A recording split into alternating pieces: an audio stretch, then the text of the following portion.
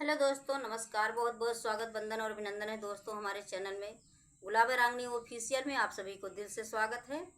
और आप सबके बीच एक बहुत दर्द भरी गीत लेकर आई हूँ, जो गीत बहुत प्यारी है, बहुत अच्छी है। गीत है माँ और बेटे के ऊपर, जैसे कि जबलपुर में जो घटना घटी है। देखिए माँ और बेटे की कैसी भरी दर्द भरी कहानी है, दर्द भरी कैसे हो गया क्या उनके साथ घटना, उसी के ऊपर ऐसे माँ बेटे के ऊपर गीत है। आप लोग गीत को फुल आवाज करके सुनिएगा और गीत कैसे लगी ज़रूर बताइएगा कमेंट बॉक्स में। देखिए गीत कैसे लगी आप लोग को। बहुत बहुत धन्यवाद है, बहुत बहुत स्वागत है। अरे माई कई दिल जे दुखाई जगह नरी को में न पाई। माई कई दिल जे दुखाई जगह नरी को में न पाई।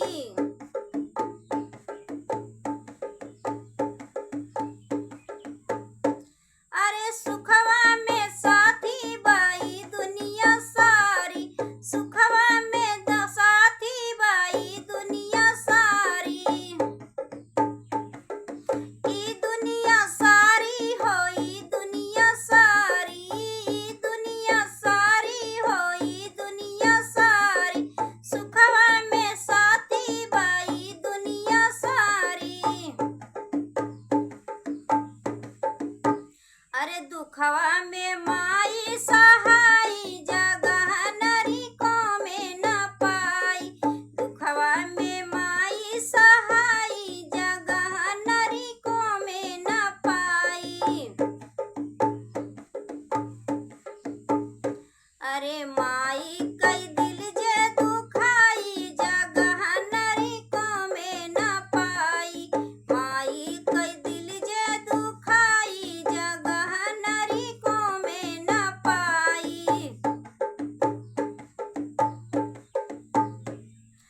अरे देवता से बड़ा होला माई औ बाबू, देवता से बड़ा होला माई औ बाबू। माई औ बाबू हो माई औ बाबू, देवता से बड़ा होला माई औ बाबू। अरे छुई के चरनिया जो जाई सफल हरि कामों में पाई। छुई के चरनिया जो जाई सफल हरि कामों में पाई। माई कई दिल जे दुखाई जगह नरी को में न पाई।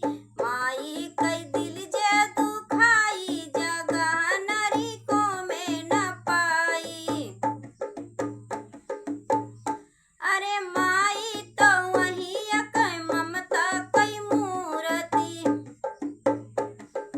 माई तो वही कई ममता कई मूर्ति, ममता कई मूर्ति हो ममता कई मूर्ति।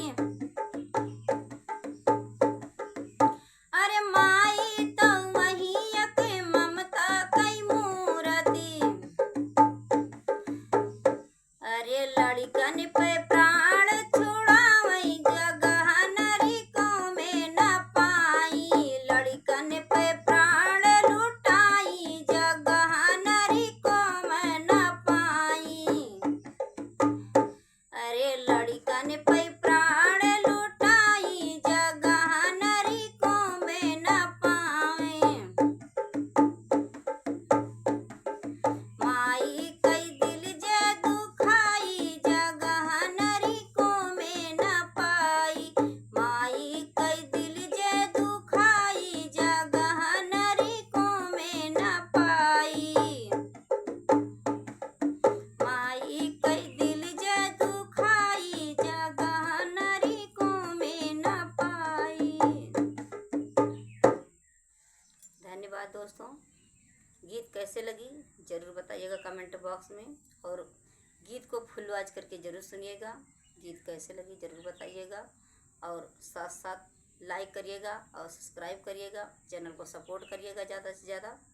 बहुत बहुत धन्यवाद है और बहुत बहुत स्वागत है। गीत को जब तक फुल वॉच करने नहीं करेंगे तब तक गीत का आनंद नहीं पाएंगे।